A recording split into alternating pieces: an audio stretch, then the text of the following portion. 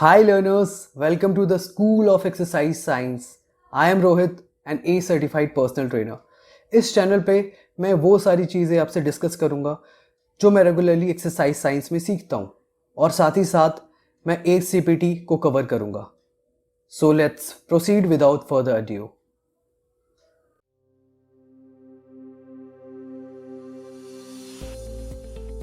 Hello learners, कैसे हो आप लोग. आज हम पढ़ने वाले हैं चैप्टर 3 का जो हमारा जो भी रिमेनिंग रहा था. लास्ट हमने पढ़ा था लैप्स एंड रिलैप्स, राइट.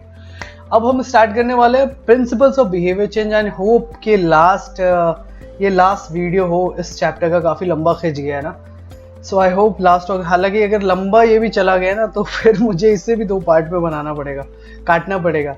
हालांकि रिकॉर्ड एक ही बार कर रहा हूँ. चलो let's start. Principles of behaviour change, ठीक है. सो पहला हमारा प्रिंसिपल क्या आता है? Operant conditioning. So operant conditioning is the process by which behaviours are influenced by their consequences. Basically operant conditioning वो प्रोसेस है जहां पे आपका बिहेवियर जो है ना आपके मतलब बेसिकली कॉन्सिक्वेंसेस पे डिपेंड करता है. मतलब आप सोच रहे हो मैं जो बिहेवियर कोई पर्टिकुलर रिजल्ट सोच के कोई बिहेवियर करते हो, कोई काम करते हो, that is operant conditioning. For example कोई क्लाइंट सोच रहा है मेरे को मान के चलो अगर मैं एक्सरसाइज करूंगा ना तो मेरा क्या हो जाएगा, वेट लॉस हो जाएगा, मैं शेप में आ जाऊंगा, मैं अच्छा लगूंगा. तो वो क्या करना स्टार्ट कर देता है, एक्सरसाइज. तो कॉन्सिक्वेंसेस को सोच के उसने एक बिहेवियर स्टार्ट कर दिया जो कि है एक्सरसाइज, राइट. फॉर एग्जाम्पल कोई क्लाइंट को लग रहा है कि मान के चलो एक्सरसाइज मतलब मेरे को वो एक्सरसाइज को करना, मतलब कोई उसको बोल रहा है एक्सरसाइज कीजिए, बट वो क्या सोच रहा है ना, कॉन्सिक्वेंसेस. यार मसल सोरनेस हो जाएगी, मसल में मतलब पेन होगा, सुबह उठना पड़ेगा, पसीना, मेहनत, कंफर्ट जोन से बाहर जाओ, हेल्दी खाना, यार मैं इतना अच्छा टेस्टी खाना खाता हूँ, वही उबले हुए खाने खाने पड़ेंगे. तो उसने कॉन्सिक्वेंसेस सोच लिया, ये इतने नेगेटिव चीज मेरे साथ होने वाले, तो क्या करने वाला एक्सरसाइज अब नहीं करेगा, राइट. तो वो नेगेटिव कॉन्सिक्वेंसेस सोच के अब क्या हो रहा है, उस बिहेवियर जो है उसने स्टार्ट नहीं किया वो वाला पर्टिकुलर, यानी जो कर रहा है वही वो करता आ रहा है, राइट. तो उसको ऑपरेंट कंडीशनिंग कहते हैं. More specifically it examines the relationship between antecedents, behaviours and consequences. अब ये जो 3 चीजें हैं ये अब आगे हम पढ़ते हैं. एंटीसीडेंट्स वगैरह है क्या, ठीक है, ये आने वाला है आगे. Okay. Operant conditioning examines the behaviour change that lead to engagement of certain behaviors and avoidance of others, taking into account the consequences associated with each behavior. चलो मान के चलो बिहेवियर मैंने जैसे बताया, कॉन्सिक्वेंस को सोच के कोई बिहेवियर इन्फ्लुएंस हो रहा है, ठीक है, वो चीज है, क्लाइंट सोच रहा है. लेकिन ऑपरेंट कंडीशनिंग क्या एग्जामिन कर रहा है यहाँ पे कि ऐसे क्या बिहेवियर चेंज रहे हैं जिसके कारण क्लाइंट किसी पर्टिकुलर एक्सरसाइज को कर रहा है, यानी किसी एक्सरसाइज मतलब पर्टिकुलर काम को कर रहा है, फॉर एग्जांपल, राइट. तो उसका बिहेवियर क्या रहा है, आप ऑब्जर्व करना, एग्जामिन करना. अच्छा इसका बिहेवियर जब ये वर्कआउट कर रहा है रेगुलर तो क्या बिहेवियर, ऐसा बिहेवियर इसका रहता है जनरली. मान के चलो कोई क्लाइंट वर्कआउट नहीं कर रहा है वो, तो आप उसको एग्जामिन उसके बिहेवियर को कर रहे हो कि अच्छा इसका ऐसा बिहेवियर पैटर्न है, दैट इज वाई वो काम वो नहीं कर रहा है. तो एग्जामिन करना हुआ, right. According to the principle of operant conditioning, behaviors are strengthened when they are reinforced.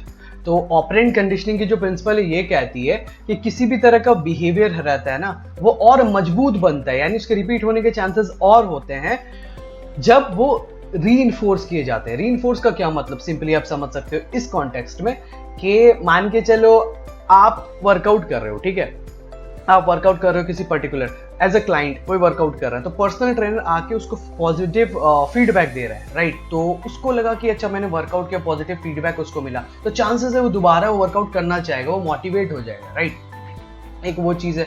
और मान के चलो क्लाइंट वर्कआउट कर रहा है, ठीक है, और उसने सक्सेसफुली मतलब वो वर्कआउट कंप्लीट कर लिया, आज एक नया वर्कआउट दिया पर्सनल ट्रेनर, सक्सेसफुली कर लिया, तो चांसेस है कि वो कॉन्फिडेंट रहेगा, वो फिर से वो करना चाहेगा. तो उसको रीइंफोर्समेंट मिल रहा है. रीइंफोर्समेंट मतलब एक कॉन्सिक्वेंस अप्लाई कर देना, एक रिजल्ट अप्लाई कर देना. फॉर एग्जांपल क्लाइंट अगर कुछ कर रहा है तो फेवरेबल उसको रिजल्ट मिल रहे हैं, फेवरेबल फीडबैक देखो अच्छी आ रही है, सक्सेसफुली वर्कआउट कर रहा है, तो चांसेस क्या है दोबारा रिपीट करेगा. तो रीइंफोर्समेंट को आप ऐसे समझ सकते हो कि बेसिकली एक ऐसी चीज जो बिहेवियर है उसको रिपीट करने के चांसेस बढ़ा देगा, राइट. तो आगे भी हम पढ़ने वाले हैं positive reinforcement, negative reinforcement, right? In the personal training context, using positive reinforcements means that positive or healthy behaviors have consequences that are going to increase the likelihood of the behavior happening again. So personal training के context में reinforcement मतलब कोई भी healthy behaviour रखा जाता है। मैं आपको समझाता हूँ। पॉजिटिव रीइंफोर्समेंट मोटा मोटी आप इतना समझ सकते हो कि पर्सनल ट्रेनिंग के कॉन्टेक्स्ट में किसी चीज, अगर क्लाइंट कोई चीज कर रहा है, वो चीज अच्छी है, हेल्दी है, राइट, तो आप उसको एक पॉजिटिव फीडबैक जरूर दो, राइट? तो क्या होगा, लाइक्लीहुड होगा कि likelihood of repeating it increases, मतलब उसको दोबारा क्लाइंट करेगा, वो चांसेस बढ़ जाते हैं, राइट? फॉर एग्जांपल यहाँ पे एग्जांपल भी दिया हुआ है। At most basic level with a new client, a positive behavior is simply showing up to the gym. मान के चलो वो एक क्लाइंट है, ओबीस क्लाइंट है, राइट, लाइफ में पहली बार जिम जा रहा है, तो उसके लिए सबसे पहला अचीवमेंट क्या होगा, जिम आना। नॉट के 5 मिनट साइकिलिंग कर लेना है, कुछ जिम आना ही पहला अचीवमेंट है, right? So as a personal trainer हमारा वो दायित्व है कि हम एक पॉजिटिव रीइंफोर्समेंट, एक पॉजिटिव फीडबैक दें उनको, राइट? कि आप टाइम पे आए, दैट इज वेरी गुड। तो क्लाइंट क्या होगा, खुश होगा, उसको अच्छा लगेगा। ये क्लाइंट के लिए तो वो अचीवमेंट है, आप उसको रिकॉग्नाइज करोगे तो चांसेस है क्लाइंट फिर से आएगा, right? If the success of this behavior is ignored by the personal trainer, the likelihood of it happening again will decrease. अगर आप इसको इग्नोर कर देते हो, क्लाइंट आ रहा है, उसने सोचा कि अरे मैं तो टाइम पे आ गया, मतलब मैं जिम आ गया, आज मजा ही आ गया, आज तो पहली बार, तो उसके मन में वो एक अचीवमेंट है, बट उसको एक मन में होता है ना कि सामने वाला भी इसको रिकॉग्नाइज करे तो अच्छा लगे। एज अ पर्सनल ट्रेनर आप उसको इग्नोर कर देते हो एकदम, मतलब भूल गए, ठीक है? तो मतलब क्लाइंट को थोड़ा अजीब लगेगा, फिर वो 1-2 बार करके उसका लगेगा यार वो कुछ रिकॉग्निशन मिलता ही नहीं है, कुछ पॉजिटिव, तो वो आना उसको डीमोटिवेट हो जाएगा। बेसिकली बोलने का ये मतलब चांसेस के आने के दोबारा कम होते जाएंगे, right? However, if the client is verbally rewarded for showing up and is further rewarded with a positive, pleasant and supportive workout experience, then the behavior has been positively reinforced and the likelihood of it happening again has been increased. वही बात है कि अगर however आपने recognise कर लिया, verbally अच्छा feedback दे दिया है कुछ, तो या फिर वर्कआउट में आपने उसको पॉजिटिव, प्लेजेंट और सपोर्टिव एक्सपीरियंस दिया, तो चांसेस है क्लाइंट दोबारा आएगा, राइट? एंटीसीडेंट्स आ गया ना, एंटीसीडेंट्स जो अभी हमने वो वर्ड पीछे पढ़ा था, लाइक एंटीसीडेंट्स क्या होता है? Antecedents part of the learning experience is realizing the consequences of specific behaviours under certain condition. So basically बोला जा रहा है कि लर्निंग एक्सपीरियंस का पार्ट है कि आपको रियलाइज हो कि मैं पर्टिकुलर बिहेवियर अगर कर रहा हूँ या कर रही हूँ तो इसका कॉन्सिक्वेंसेज क्या हो सकता है, right? So basically positive learning experience तब होता है जब क्लाइंट कर रहा है एक्सरसाइज, उसको पता है कॉन्सिक्वेंसेस समझ में आ रहा है, अब मैं कि मतलब अब मेरे को मेंटली अच्छा फील हो रहा है, मैं डिसिप्लिन हो गया हूँ, तो आगे चल के और फायदा देगा, मेरे को वेट लॉस हो जाएगा, तो कॉन्सिक्वेंसेस क्लाइंट सोच रहे हैं। तो ये पार्ट ऑफ लर्निंग एक्सपीरियंस है, right? Antecedents help in this process as they are stimuli that precede a behavior and often signal the likely consequences of the behavior. So antecedents का क्या मतलब हुआ? Part of learning experience in realizing the consequences, मतलब realize करना कि किसी चीज का particular का consequence क्या हो सकता है, right? अगर मैं घड़ी में मान के चलो देख के अगर 15 मिनट मैंने देखा कि अच्छा मेरे को 6 बजे निकलना था, मैं काम इतना बिजी हो गया, 6:15 हो गया, 6:15 हो गया, राइट? तो आपको अब पता चल रहा है, आप कॉन्सिक्वेंसेज अब सोचो अब क्या हो सकता है, इसके कारण मैं लेट हो सकता हूँ, राइट? तो बेसिकली ये पार्ट ऑफ लर्निंग एक्सपीरियंस है कि आपको एक रियलाइज हो रहा है कि अच्छा ये मैं करता हूँ तो ये लेट हो जाता है, या फिर इतने बजे अगर मैं 5:45 में या 6 बजे निकल जाता हूँ तो मैं टाइम पे पहुंच जाता हूँ। तो किसी भी तरह का आपको बेसिकली ये लर्निंग एक्सपीरियंस का पार्ट है, कोई भी आप एक्टिविटी कर रहे हो तो उसका कॉन्सिक्वेंस क्या है, right? Antecedents helps in this process as they are stimuli that precede a behavior and often signal the likely consequences of the behavior. Basically antecedent क्या है? Help in this process as they are stimuli. वो एक stimuli है, stimuli का मतलब एक kind of input है, right? वो आपको रियलाइज करवा रहा है, काइंड ऑफ इनपुट है, राइट? हो सकता है वो ट्रिकी है, अभी आपको समझ नहीं आ रहा है, अभी एग्जांपल है आगे, उसमें आपको समझ में आ जाएगा अच्छे से, राइट? सो बेसिकली स्टिमुली है दैट प्रीसीड अ बिहेवियर, वो एक ऐसा स्टिमुली है, ऐसा इनपुट है जिसके कारण आप एक नया बिहेवियर करना स्टार्ट कर देते हो, and often signal the likely consequences of the behaviour. और वो ऐसा स्टिमुली है, वो आपको एक सिग्नल भी देता है कि भैया अगर आप नहीं कर रहे हो तो इसके ये कॉन्सिक्वेंसेज हो सकते हैं। अब कंफ्यूजन है मुझे पता है, अब एग्जांपल देखते हैं. An example of an ineffective antecedent is a man looking at the clock and realizing he's late for his workout. Basically यहाँ पे मान के चलो कोई इंसान देख रहा है घड़ी पे, ओके मेरे को उसने देखा कि मेरे को 6 बजे निकलना था बट अब काम करते करते 6:15 हो गए, तो उसको लगा अब तो मैं लेट हो जाऊंगा वर्कआउट के लिए. फिर क्या हुआ? This would lead to the behaviour of rushing out the door and speeding to the gym. अब उसका क्या करेगा? वो हड़बड़ी एकदम स्टार्ट हो जाएगा, हड़बड़ और भागेगा जिम की तरफ, right, where he is able to complete only part of his scheduled training appointment. ठीक है, जहाँ पे वो गया बट जितना समय था उतना तो 1 घंटा नहीं कर पाया, 15 मिनट लेट पहुंचे से 45 मिनट करा. ठीक है, तो यहाँ पे क्या बोलने का मतलब है कि यहाँ पे जो घड़ी है ना वो स्टिमुली है, स्टिमुली, राइट, वो इनपुट दे रहा है क्लाइंट को, राइट. क्या इनपुट दे रहा है? पहला देखो हमने क्या पढ़ा था डेफिनेशन में, एंटीसीडेंट हेल्प इन दिस.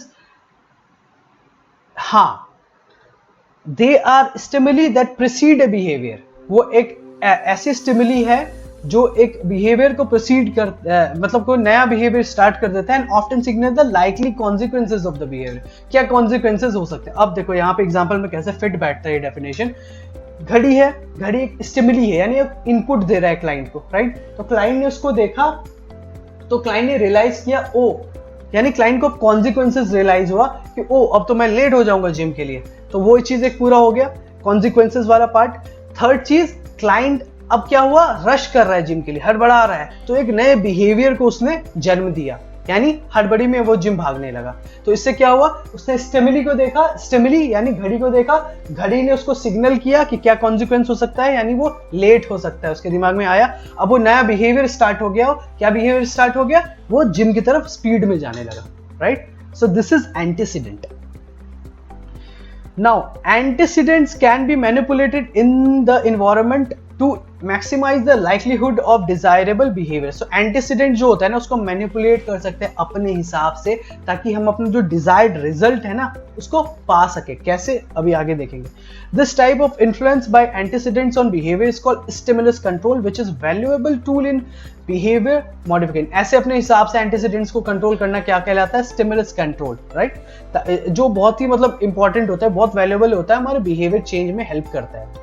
ठीक है, for example a client who frequently leaves the office late and is therefore late for his workout is getting only half of his scheduled workout time. मान के चलो वो एक client है, वो late office से ही निकल रहा है, राइट. तो मान के चलो जितना उसको टाइम दिया गया है पर्सनल ट्रेनर के द्वारा 1 घंटा करना था बस, लेकिन वो आधा घंटा ही कर पाता है workout. To help with this problem he sets an alarm on his computer for the days of his workouts to remind himself 15 minutes before it is time to leave.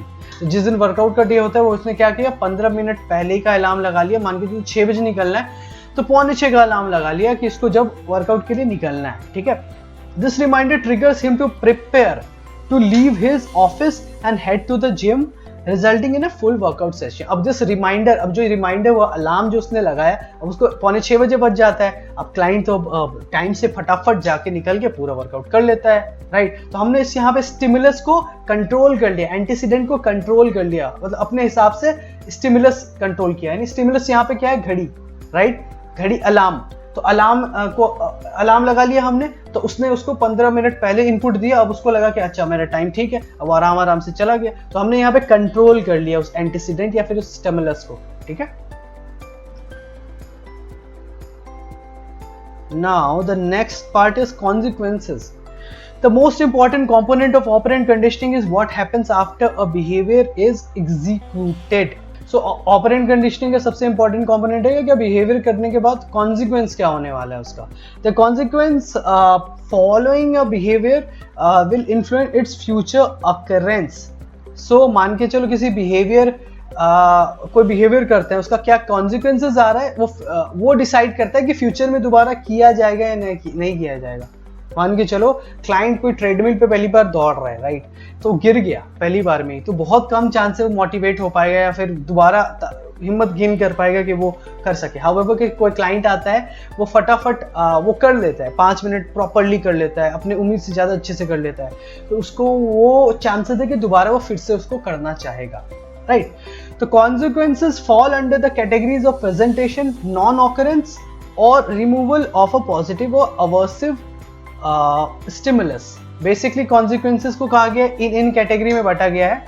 Categories of presentation, non occurrence और removal of A positive और aversive stimulus. तो अब आगे ये सब है क्या, ये सब हम आगे भी पढ़ेंगे। Positive reinforcement is the presentation of a positive stimulus that increases the likelihood that the behavior will reoccur in the future. So basically अभी हमने पढ़ा था कि positive reinforcement अगर रहेगा तो chances है कि client दोबारा वो चीज़ करेगा, right? Negative reinforcement, which also increases the likelihood that the behavior will reoccur in the future, consists of the removal or avoidance of negative stimuli following a behavior. So negative reinforcement भी आपका chance increase करता है कि आप दोबारा वो काम करेंगे। अब ये है क्या? Consist of the removal or avoidance of negative stimuli following a behavior. अब देखो, आप हो सकता है सेंटेंस से आप समझे ना हो, भी एग्जाम्पल आने वाला है, उससे आपको प्रॉपरली समझ में आ जाएगा। In other words, the removal of something negative that once followed a behavior makes a person more likely to perform the behavior again. मतलब मान के चलो कोई चीज होता है, किसी बिहेवियर में कोई चीज नेगेटिव होता है क्लाइंट का, राइट? आप उसको अगर रिमूव कर देते हो, राइट, तो चांसेस है ना कि दोबारा क्लाइंट वो रिपीट करेगा। फिर एग्जांपल देखते हैं, सिंपली आप समझ में आ जाएगा। For example, if a client associates muscular training with a muscle soreness, a negative stimulus from previous high intensity workouts that were not appropriate for his experience level, he is not likely to want to participate in muscular training activities again in the future. So मान के चलो कोई client करता है, पहले से ही muscular training कर रहा है, राइट, उसको मस्कुलर सोरनेस हो जाता है, ठीक है, दर्द हो रहा है मसल में अगले दिन, ठीक है। अब क्या यहाँ पे मसल सोरनेस क्लाइंट के लिए क्या है? नेगेटिव स्टिमुलस, यानी वो नेगेटिव चीज हो गया। उसने वर्कआउट किया, बोला अरे यार पूरे शरीर में पेन हो रहा है, अब मैं दोबारा से मस्कुलर ट्रेनिंग नहीं करूंगा। बहुत कम चांसेस अब क्लाइंट दोबारा करेगा, उसके पूरे शरीर में दर्द है, राइट। सो अब इसको कैसे हम बचा सकते हैं, कैसे रोक सकते हैं? देखो, उसने क्या हुआ ना कि बिगिनर क्लाइंट, उसको हाई इंटेंसिटी वर्कआउट करा दिया हमने, है ना, और मसल सोरनेस हो गया। मसल सोरनेस के लिए नेगेटिव स्टिमुलस है, तो क्या होगा? चांस कि दोबारा वो रिपीट करने के चांसेस कम हो जाएंगे, राइट। तो अब क्या सॉल्यूशन है इसका, अब हम देखते हैं आगे। However, if the personal trainer creates an initial muscular training program at a low level of intensity without progressing too quickly, soreness may be avoided. यानी avoidance of the negative stimulus. मान के चलो क्लाइंट, बिगिनर क्लाइंट आया, अब उसके fitness level के हिसाब से हमने लो इंटेंसिटी वर्कआउट कराया, तो यहाँ पे चांसेस है कि उसकी मसल सोरनेस कम हो जाएगी। तो हमने मसल सोरनेस यहाँ पे क्या था? नेगेटिव स्टिमुलस, यानी हम उसको हटा दिया, राइट। अब हमने उसको हटा दिया, यानी अब क्लाइंट के क्या चांसेस है? दोबारा फिर से आएगा, क्योंकि उसके दिमाग में कोई अब नेगेटिव एक्सपीरियंस नहीं रहा है, राइट। तो इसी को हम कहते हैं नेगेटिव रीइंफोर्समेंट। यानी अगर मान के चलो क्लाइंट के एक्सपीरियंस से कोई नेगेटिव स्टिमुलस को हम हटा देते हैं, तो चांसेस है कि वो दोबारा करे, राइट। अब पॉजिटिव रीइंफोर्समेंट और नेगेटिव रीइंफोर्समेंट आप समझ गए हो होपफुली। नहीं समझ में आता है तो फिर से मेरे को बताना, मैं आपको समझा दूंगा, ठीक है। आप कमेंट में मुझे बता सकते हो। Now, extinction occurs when a positive stimulus that once followed a behavior is removed and likelihood that behavior will reoccur is decreased. So क्या होता है? एक्सटेंशन का क्या मतलब होता है? मान के चलो एक टाइम था, ठीक है, जब आप एक्सटेंशन के नॉर्मली क्या मतलब होता है? किसी चीज का गायब हो जाना, राइट, वो एक्सटेंशन होता है, राइट। सो मान के चलो कभी क्लाइंट आता था, वो स्ट्रेंथ एक्सरसाइज करता था, या फिर वो टाइम पे, फॉर एग्जांपल क्लाइंट टाइम पे आ जाता था, आप उसको अप्रिशिएट करते थे टाइम पे कि वाह आप टाइम पे आ जाते हो, you are one of the most punctual clients I have. So आप उसकी हमेशा पॉजिटिव फीडबैक देते थे। इट्स नॉट कि डेली देना, इट्स रेगुलरली देते थे, ठीक है। अब देते गए, फिर वो टाइम पे आता कि आप भी फॉर ग्रांटेड ले लिए, मतलब आपको भी लगा कि हाँ टाइम पे अब आती है, अब कितना इसको मैं बोलूँ, कितना फीडबैक दूँ। तो अगर आपने क्या किया, वो फीडबैक देना, वो पॉजिटिव रीइंफोर्समेंट देना आपने गायब कर दिया, यानी एक्सटिंक्ट हो गया, वो गायब हो गया। अब क्लाइंट को, हमें लगता जरूर है कि क्लाइंट को तो कोई फर्क नहीं पड़ता, पर क्लाइंट सोचता जरूर है, उसको लगा कि यार सर पहले ना मेरे को फीडबैक दिया करता था, मैं टाइम पे आता था, अब मतलब अब वो नहीं होता। तो क्लाइंट का सबकॉन्शियसली वो भी अब उतना फील नहीं करेगा कि हाँ टाइम पे 5 मिनट लेट भी आएगा तो उसको फर्क नहीं पड़ेगा। पहले उसके पास मोटिवेशन था, मैं आऊंगा तो सर फीडबैक देंगे, अभी तो कुछ मिल ही नहीं रहा, उसको प्राइज मिल ही नहीं रहा, रिवॉर्ड मिल ही नहीं रहा, तो वो थोड़ा बहुत लेट भी हो सकता है आना स्टार्ट कर दे। तो हो सकता है कि वो चीज अब धीरे धीरे जो पहले होता था, जो बिहेवियर टाइम पे आने का, अब वो लाइक्लीहुड कम हो रहा है, वो लेट आने लगे क्लाइंट, ऐसा हो सकता है। सो दैट इज व्हाई एक्सटिंक्शन एक और पार्ट होता है, कंपोनेंट होता है। Punishment also decreases The likelihood of the behavior reoccurring and consists of an aversive stimulus following a behavior. So punishment भी होता है ना, वो डिक्रीज करता है लाइकलीहुड कि कोई पर्टिकुलर बिहेवियर होएगा, राइट? तो मान के चलो क्लाइंट को पनिश ऑफ कैसे कर रहे हो. फॉर एग्जाम्पल कोई क्लाइंट क्या आ रहा है, आपने 1 आवर का सेशन रखा, ठीक है. कोई क्लाइंट आ रहा है 6 से 7 है मान के चलो सेशन, तो अब 6:15 में आ रहा है वो, लेकिन वो सोच रहा है 6:15 में आऊंगा तो 7:15 तक तो हो ही जाएगा, कोई बात नहीं, इट्स ओके. लेकिन आपने उसको दिया पनिशमेंट. पनिशमेंट ये नहीं छड़ी से मार रहे हैं, वो नहीं करना है. पनिशमेंट ये दिया कि आपने बोला कि हमारा सेशन था 1 घंटे का 6 से 7, हमारे पास कितने घंटे 45 मिनट्स, आप 5 मिनट लेट आ रहे हो तो हमारे पास रह गया 45 मिनट्स. तो आप उसको 7:15 तक नहीं करा रहे हो, आप 7 बजे तक ही कर रहे हो. तो उसके दिमाग में वो एक काइंड ऑफ पनिशमेंट हो गया. तो उसके दिमाग में ये आ गया कि सर ना मेरे को 15 मिनट लेट जा रहा हूँ तो उतना ही पता, जितना बचता उतना ही कराते हैं, 1 घंटा नहीं कराते हैं. तो उसको क्या होगा, चांसेस ऑफ गेटिंग लेट, अब उसका नेक्स्ट टाइम से लेट आने का चांस ना कम हो जाएगा. तो यहाँ पे इसलिए कहा जा रहा है punishment also decreases the likelihood of the behaviour recurring. मतलब बिहेवियर जो हो रहा था, पनिशमेंट अगर आप दोगे तो चांसेस है वो बिहेवियर अब कम हो जाएगा होना. बहुत इंटरेस्टिंग है ये, है ना? मुझे एक्चुअली पढ़ाते हुए मजा आ रहा है ये. Cognitions and behavior, okay. As reflected in the health belief model, self-determination theory and TTM, a person's exercise behavior is influenced by how he or she thinks about exercise and about succeeding in an exercise program. Basically हमने जो health belief model, self-determination theory and TTM में क्या पढ़ा कि basically client किसी चीज़ के बारे में उसकी thinking क्या है, उसकी beliefs क्या है, वो determine करता है कि वो particular चीज़ वो करेगा कि नहीं करेगा, राइट? मान के चलो पहले भी बताया था एक्सरसाइज के बारे में, अगर नेगेटिव थिंकिंग है कि मेरे को सोरनेस होगी, थक जाऊंगा, नहीं कर पाऊंगा, तो वो नहीं करेगा, राइट? एक्सरसाइज, उसके बिलीफ से कि एक्सरसाइज से मेरे को फायदा होगा, हेल्थ बेनिफिट्स होगी, क्रोनिक डिजीज है उस पर कंट्रोल होगा, तो वो करेगा. सिंपल सी बात है. Not only should personal trainer understand what their client think about exercise participation, but they should also support clients in becoming more aware of their own thoughts and cognitions.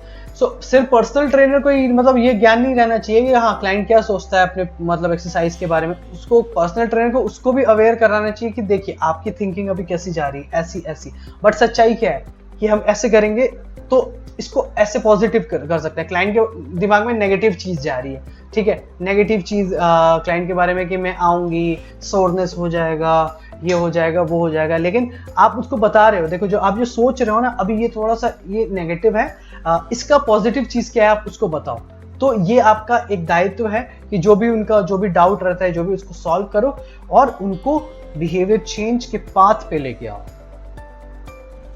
जितना वो aware रहेंगे ना खुद के thoughts के बारे में कि मेरा ये थॉट है, मेरा ये ऐसी सोच है, तो ज्यादा चांसेस है कि वो भी फिर मतलब अपने आप को इंप्रूव कर पाए. Replacing irrational thoughts. So irrational thoughts का क्या मतलब होता है ना, वो बेसिकली वो सारी चीजें ना, इररेशनल थॉट्स जो बेसिकली रीजंस पे नहीं डिपेंड है, इमोशंस पे डिपेंड है. समझ में आ रहा है, राइट? तो कोई लॉजिक नहीं है उसका, बट इमोशनली आप ऐसा सोच रहे हो, ऐसी सोच है आपकी, इमोशंस के कारण वो ड्रिवन है, इमोशनली ड्रिवन है वो. Each person has a unique way of viewing the world and interpreting events. हर इंसान का देखने का तरीका अलग है, राइट? दुनिया को. Most people understand this concept on a basic level but may sometimes operate on the assumption that their personal judgments are an accurate perception of reality without realizing that they may not be perceiving the whole picture. मान के चलो लोगों को ये पता है, most of the लोगों की, भाई साहब सबका मतलब तरीका अलग है देखने का, बट उनको क्या लगता है ना वो ऐसे मतलब अजम्पशंस पे जी रहे हैं ना, ऐसा भूल जाते हैं कभी कभी. उनको लगता है कि मतलब जैसा मैं अज्यूम कर रहा हूँ ना मतलब वही है एक्यूरेट, मतलब वही चीज मतलब एक्यूरेसी है, वो बाकी चीज वो नहीं सोच रहे हैं कि मतलब उनको कोई रियलाइजेशन नहीं है कि मतलब वो होल पिक्चर नहीं देख रहे हैं, बट वो जैसा सोच रहे हैं ना मोस्ट ऑफ द क्लाइंट को ये लगता है कि मैं ही सही सोच रहा हूँ, राइट? तो उनका जो परसेप्शन है वही एक्यूरेट परसेप्शन है, ऐसी सोच रहती है. सम क्लाइंट्स में suffer from cognitive distortions that reinforce irrational and potentially harmful thought patterns that interfere with their well-being. So cognitive distortion मतलब सिंपली सा समझ लो कि नेगेटिव सोचना, ठीक है? तो मान के चलो किसी का मतलब वो मतलब है ही ऐसी उनकी हैबिट कि वो नेगेटिव सोचते हैं, तो उससे क्या होगा इरेशनल मतलब इमोशनली ड्रिवन चीजें आएंगी, इमोशनली ड्रिवन चीजें आएंगी and potentially harmful thought patterns that interfere, मतलब हर चीज नेगेटिव ही सोच रहे हैं, एक्सरसाइज के उसका भी नेगेटिव, मसल सोननेस, ये हो जाएगा, वो हो जाएगा, तो जो भी उनका बिहेवियर होगा वो ऐसा ही होगा और इवेंचुअली वो हार्म हो सकते हैं उसके कारण, right. The personal trainer may help a client recognize and replace irrational cognitions with healthier, more productive and factual thinking by asking the client to answer questions such as following. Okay, personal trainer आप recognize कर सकते हो कि भाई साहब इनका सोच जो है ना थोड़ा सा irrational है, नेगेटिव है, पॉजिटिव इन सोचते ही नहीं है, तो आपका यहाँ पे क्या काम है कि उनको अब कॉग्निशन में उनके दिमाग में फिट करो कि मतलब क्या, मतलब हेल्दी चीजें, मतलब जो नेगेटिव सोच रहे हैं उसको पॉजिटिव करो, मोर प्रोडक्टिव, उनको मतलब ज्यादा प्रोडक्टिव चीजें बताओ। So as a personal trainer ना हमारा क्या काम है, रिकॉग्नाइज करना कि अच्छा ये भाई साहब थोड़ा इरेशनल सोच रहे हैं, राइट। तो हमारा क्या कर रहा है, इरेशनल थॉट जो है कॉग्निशन को चेंज करना है, कैसे, हेल्दियर चीजों से, ज्यादा प्रोडक्टिव चीजों से, फैक्चुअल थिंकिंग। आप कोशिश कीजिए कि फैक्चुअल, पॉजिटिव और रैशनल थिंकिंग उनमें है, तो हमारे वो कोशिश होना चाहिए एज अ पर्सनल ट्रेनर। हाँ, तो यहाँ पे दिया हुआ ये सारी क्वेश्चंस आप पूछ सकते हो पर्सनल अपने क्लाइंट से, ताकि आप उनको हेल्प कर सको कि वो पॉजिटिव सोच सके, राइट। सो क्या क्वेश्चंस हो सकते हैं, what is the evidence for and against this, वो क्लाइंट का मान के कोई परसेप्शन है किसी भी चीज को लेके, राइट, कि मैं फीमेल क्लाइंट्स का मान के चलो अगर परसेप्शन है कि मैं वेट उठाऊंगी तो बल्कि हो जाऊंगी, तो आप यहाँ पूछ रहे हो what is the evidence for, क्या एविडेंस है इसका, मतलब politely you have to ask, मतलब आप जो सोच रहे हो तो इसका मतलब आपको कोई एविडेंस है, आपने आज तक कुछ पढ़ा है ऐसा, कुछ research paper something for and against this thought, मतलब कोई भी चीज है तो उसका आप ऐसे पूछ सकते हो कि कोई एविडेंस आपको मिला है अभी तक, ठीक है। What would I tell a friend in this same situation as opposed to what I tell myself? आप उनसे पूछिए आपके दोस्त को आप क्या बोलते हैं इस सिचुएशन में, अभी जो आप अपने आप को बोल रहे हैं। फॉर एग्जाम्पल कोई क्लाइंट बहुत डीमोटिवेट फील कर रहा है, वो सोच रहा है कि अभी मैं यहाँ पे आ रहा हूँ, वर्कआउट करूंगा, लोग घूरेंगे, क्या सोचेंगे क्या नहीं सोचेंगे। आप उनसे पूछिए, मान के चलिए यही सिचुएशन में आपकी दोस्त होती तो आप क्या समझाते, तो क्लाइंट सोचती कि अच्छा मैं समझाती यार ऐसे नहीं होता, तुम 1-2 महीने में जब कम हो जाएगी, वर्कआउट करना स्टार्ट कर देगी, कॉन्फिडेंट हो जाएगी, तो जा बस स्टार्ट कर, बस शुरू में ऐसा लगेगा बट बाद में तो एंजॉय करेगी। तो क्लाइंट सोचे कि मैं अपने दोस्त को ऐसा समझाते तो मैं अपने आप पे ऐसा क्यों कर रही हूँ, सेल्फ रियलाइजेशन हो सकता है क्लाइंट को। What is the worst that could realistically happen? How bad would that be? अब वो ज्यादा से ज्यादा क्या हो जाएगा, क्लाइंट के दिमाग में आखिर है क्या, कितना नेगेटिव वो सोच रहा है, तो आप उसको करेक्ट कीजिए, ठीक है। हाउ बैड, कितना खराब हो जाएगा आप जितना सोच रहे हैं, ठीक है। Is it really true? I must, I should, I ought to, I have to. जो आप सोच रहे सच में ऑनेस्टली सोचिए, क्या सच में है, क्या आपको मतलब ऐसा करना ही पड़ेगा या फिर आपको ये चीज नहीं करना है, मतलब आप सोचो। आप क्लाइंट को जब देते हो ना सोचने के लिए, बल्कि आप खुद ही बता रहे हो कैसा होता है, जब क्लाइंट खुद से सोचता है ना तब अंदर से वो रियलाइजेशन आती है, रियलाइजेशन आती है तब बिहेवियर चेंज स्टार्ट होता है, right. Okay, are there any other possible responses besides blaming myself, अपने आप को ब्लेम करने से के अलावा और कुछ हम नहीं कर सकते हैं, मान के चलो ब्लेम करना कोई सॉल्यूशन थोड़ी होता है, तो कोई और रास्ता है, आप क्लाइंट से पूछिए, right. Is there any conceivable way to look at this positive, कोई तरीका है इसको हम और दूसरे तरीके से देख सकते हैं, पॉजिटिवली थोड़ा देख सकते हैं, क्या कोई तरीका है, आप क्लाइंट से पूछिए ना कि आप बताइए कि ये है, उसका सोच देखिए, उसकी सोच क्या है, फिर आप उसको इनपुट दे सकते हैं। Okay, next is thinking this way helping the situation, myself or others, or only making it worse? अब आप ऐसे सोच रहे हो, इतना नेगेटिव सोच रहे हो, क्या आपको हेल्प कर रही है, मुझे हेल्प कर रही है, आपके मतलब आपके इन्वायरमेंट या आपकी फैमिली को हेल्प कर रही है, ठीक है, तो क्या ये हेल्प कर रही है, जो सोच है आपने बना के रखा है, तो आप क्लाइंट से ही पूछिए, राइट, या फिर इसको और खराब किए जा रही है, right. How have I effectively managed और tolerated this situations in the past, so आप उनसे पूछिए कि पहले कैसे मतलब आपने मैनेज किया है, मतलब ऐसा सिचुएशन अगर हुआ है पहले तो आपने कैसे मैनेज किया है, राइट, तो ये हो सकता है। देखो यहाँ पे दिया हुआ है कि कैसे कितना नेगेटिव क्लाइंट कैसे सोच सकते हैं, राइट, तो ये बहुत सारे एग्जांपल्स दिए हुए हैं। नाउ हम पढ़ने जा रहे हैं goal setting. So goal setting is one of the most widely used and straightforward behavior change strategies. Of course हम जब behavior change करते हैं सबसे पहले simply क्या करते हैं, goal बनाते हैं भाई साहब, right? सबसे पहला simple तो वही होता है, right? However, it is often used ineffectively.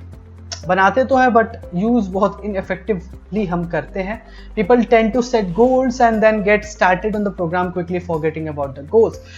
अब बना तो लेते हैं गोल्स, फिर स्टार्ट भी कर देते हैं, फिर भूल भी जाते हैं भाई साहब गोल क्या था मेरा. So goal setting to be maximally effective must be collaborative process between the client and personal trainer and included as a regular part of the exercise program planning. So goal setting continuous, मतलब basically goal setting के लिए as a personal trainer वो हमें client के साथ collaborate as a team up करना पड़ेगा, right? ताकि हम exercise planning कर सके. Personal trainers can help clients remain aware of what they are working towards and what it will take. हमेशा आप उनको अवेयर रखो कि हम किस चीज़ की तरफ काम कर रहे हैं, हमारा गोल क्या है, राइट? और हम जो पर्टिकुलर एक्सरसाइज कर रहे हैं, पर्टिकुलर एक्टिविटी कर रहे हैं, इसका क्या कॉन्सिक्वेंसेस हमें होने वाले हैं, and what it will take to get there, और हमें क्या करना पड़ेगा जो हम वहां तक पहुंच सके, right? Additionally, the goals should be written following the SMART goal guidelines. Okay. So basically SMART goals क्या होता है? SMART goal के हिसाब से हमारा goal setting होना चाहिए. SMART goal का full form क्या होता है? Specific, measurable, attainable, relevant and time bound goals. तो हम chapter 4 में already पढ़ने वाले हैं, ठीक है? तो हम ये आगे पढ़ेंगे. So SMART goals हमें सेट करके रखते हैं. So personal trainers may assist clients through the goal setting process and help them understand how to set effective and appropriate. Basically कितना आप उनको हेल्प करो गोल सेटिंग करने में, क्या appropriate है, कितना रियलिस्टिक उनका गोल है, बेसिकली कितना रेलेवेंट है, राइट? तो मतलब उनको हेल्प करो, ठीक है? सेल्फ मॉनिटरिंग, देखो सेल्फ मॉनिटरिंग सिंपल सा तरीका है खुद को मॉनिटर करना, राइट? इसको इतना मतलब कॉम्प्लेक्स नहीं बनाते, खुद को मॉनिटर करना, आखिर हम कर क्या रहे हैं, हमारा रूटीन क्या है, कितना कैलोरी कंजम्पशन कर रहे हैं, कितना कैलोरी बर्न कर रहे हैं. मैं बस एग्जांपल दे रहा हूँ. सेल्फ मॉनिटरिंग किसी भी तरह का हो सकता है, हफ्ते में कितनी बार जंक खाया, कितना पानी पी रहा हूँ, किसी भी तरह का सेल्फ मॉनिटरिंग हो सकता है, राइट? तो बेसिकली यही हुआ. इसके हिसाब से भी कोई पढ़ देते हैं. Self monitoring is one of the cognitive process of self regulation. खुद को रेगुलेट करने का एक प्रोसेस है which describes an individuals evaluation of his or her thoughts and feelings and how the information is then used to shape goals. Basically when you self monitor yourself, अपने आप को जब सेल्फ मॉनिटर करते हो तो आपको समझ में आता है कि आपकी फीलिंग क्या है, थॉट्स क्या है, कैसे टेम्पटेशंस आते हैं आपको, राइट? क्या बैरियर्स आपको सब समझ में आने लगता है, राइट? उसके अकॉर्डिंग हम क्या करते हैं, अपने गोल्स को बनाते हैं, अपना बिहेवियर्स मॉडिफाई करते हैं, right? Self regulation encompasses self control and involves resisting impulsive behavior and making choices that align with one's values and vision. So basically self regulation क्या करता है, self control करने में हेल्प करता है, and involves resisting impulsive behaviors. Impulse out of impulsive, out of मतलब मन किया जंक खाना, जंक खा के आते हैं, मोमोज खा के आते हैं, तो उसमें क्या होगा, वो उसको रेजिस्ट करना, राइट? सेल्फ मॉनिटरिंग उसमें हेल्प करता है, सेल्फ रेगुलेशन उसको हेल्प करता है, उसको रेजिस्ट कर सके, उसको रोक सके, नहीं करना है मेरे को. And making choices that align with one's values and vision. और फिर हम वैसी चॉइस करते हैं, मोमोज नहीं खाना, मेरे को क्या खाना है, मेरे को खाना है मशरूम, राइट? तो आपके गोल के हिसाब से मशरूम इज गुड, तो आप क्या हुआ, making choices that align with one's values and vision. हमारा वैल्यू, हमारा विजन क्या, मान के चलो हेल्दी रहना, तो हम क्या कर रहे हैं, अब फोकस कर रहे हैं ये नहीं करके ये करेंगे, right? So that is what self regulation help with. As client progress and adhere to their behavior change plans, the personal trainer can utilize open-ended questions such as what's helping you stay in this stage, what else could support you. Basically क्या हुआ ना, जब client progress करते हैं और stick होने लगते हैं, उनको आदत होने लगती है, बिहेवियर चेंज जो भी प्लान है ना उसमें स्टिक करने लगते हैं, तो एज अ पर्सनल ट्रेनर हम उनसे ओपन एंडेड क्वेश्चंस पूछ सकते हैं. कैसे questions? What's helping you stay in this stage में आप अब थोड़ा कंसिस्टेंट रहने लगे, तो आप क्या हेल्प कर रहा है, आप कैसे अब कर पा रहे हो, ये क्वेश्चंस पूछिए. What else could support you in your continued success. तो और क्या सपोर्ट हो सकता है आपको, मतलब ताकि हेल्प मिले, इस कंटिन्यू हम कर सके ऐसे इस प्रोसेस में, right? And what are your high risk temptations. Temptations का क्या मतलब होता है, मतलब वो फीलिंग आपको करने का बहुत मन है पर आपको अंदर से पता है ये गलत है, राइट? वेट लॉस के गोल पे हो, मन हो रहा है मोमोज खा ले, समोसा खा ले, पर आपको अंदर से पता है ये गलत है, राइट? तो उसको हम टेम्पटेशंस कहते हैं, राइट? तो बेसिकली क्या बोला, what are you high risk, कौन सा ऐसा है, मतलब हाई रिस्क टेम्पटेशन क्या है आपका, राइट? तो वो पूछ सकते हैं. These types of questions enable clients to acknowledge how far they have come while also recognizing potential barriers and further reinforcing the habits they have cultivated. Basically अब client को रियलाइज होगा कि वाह मैं इतना आगे आ चुका हूँ, उसको एक रियलाइजेशन आने लगेगा इन क्वेश्चन से, और उनको बेरियर्स भी समझ में आने लगेंगी. ओके, कभी कभी ना कोई इसको हमसे सवाल कुछ पूछ देता है ना, हम कभी नहीं सोच रहे होते, बट वो पूछता है तो हम सोचते हैं अच्छा हाँ, तो हमें रियलाइज होता है तब. तो क्लाइंट को हो सकता है इससे रियलाइज हो कि क्या बेरियर्स भी हैं, and further reinforcing the habits they have cultivated. And आगे जो मतलब रीइंफोर्स कैसे करें, जो हैबिट हम ऑलरेडी हम कर रहे हैं उसको रीइंफोर्स कैसे करें, rather than relying on will power alone. Will power बहुत टेम्पररी होता है, तो विल पावर से आप काम कीजिएगा तो ज़्यादा टाइम तक नहीं कर पाएगा. दैट इज वाई हमें हैबिट और बिहेवियर फॉर्म करना पड़ता है, राइट? और बाद में क्लाइंट को ये भी रियलाइज आएगा कि मेरे को रीइंफोर्स कैसे करना है, राइट? रिकॉग्नाइज करेगा मेरे को दोबारा ये हैबिट्स ताकि कंटिन्यू रहे, उसको क्या करना है उसके लिए, राइट? सिर्फ विल पावर पे डिपेंड नहीं रहना है, राइट? विल पावर क्या होता है, टेम्पररी और थोड़ी देर के लिए रहता है. विल पावर बाद में खत्म हो जाता है, राइट? विल पावर, एक दिन आपको मन हुआ कि खा लेते हैं मोमोज, ठीक है, तो विल पावर के चक्कर में मतलब अंदर से वो इच्छा शक्ति है कि नहीं खाऊंगा, तो नहीं खाए, अंदर से मन था फिर भी, राइट? तो आप हमेशा अपनी जीत सकते हैं विल पावर से, कभी ना कभी हार ही जाओगे कि यार आज खा ही लेते हैं यार, क्या हो गया, ठीक है? लेकिन बिहेवियर एक ऐसी चीज है ना, वो हैबिट डेवलप करती है आपको, राइट? तो वो हैबिट जब बन जाएगा ना, तो आपको टेम्पटेशन ही नहीं होगी अंदर से मेरे को खाना है, right? So that is why behaviour हमेशा सुपीरियर रहता है. विल पावर इनिशियली आपको चाहिए होता है, हेल्प करता है, बट हमेशा नहीं कर सकता, टेम्पररी होता है kind of, right? It is worth noting that problem solving often evolves naturally from self monitoring. Self monitoring कर रहा है अगर क्लाइंट, तो प्रॉब्लम सॉल्विंग अपने आप होने लगेगी, क्लाइंट खुद से करने लगेगा, राइट? उसको रियलाइज होगी ये प्रॉब्लम है, वो खुद से सॉल्व करेगा. As clients become aware of the situation, they move them towards. तो बेसिकली उनको अवेयर, मतलब समझ में आने लगता है, जानकारी होने लगती है कि ये चीजें हैं जो उनको हेल्प करेगी आगे जाने में, और स्टिर देम फर्दर, या फिर क्या चीजें जो उनको खींच रही है उन चीजों में नहीं आने के लिए. सेल्फ मॉनिटर इस चीज में हेल्प कर रहा है, right? Their specific behaviour through self monitoring. Clients can articulate new action steps and adjust plans as needed to promote continued progress. तो सेल्फ मॉनिटर से यही हो सकता है, क्लाइंट नए न्यू एक्शन स्टेप्स बना सकता है एंड अपने प्लान को एडजस्ट कर सकता है, मतलब अपने कंटिन्यूअस प्रोग्रेशन के लिए, राइट?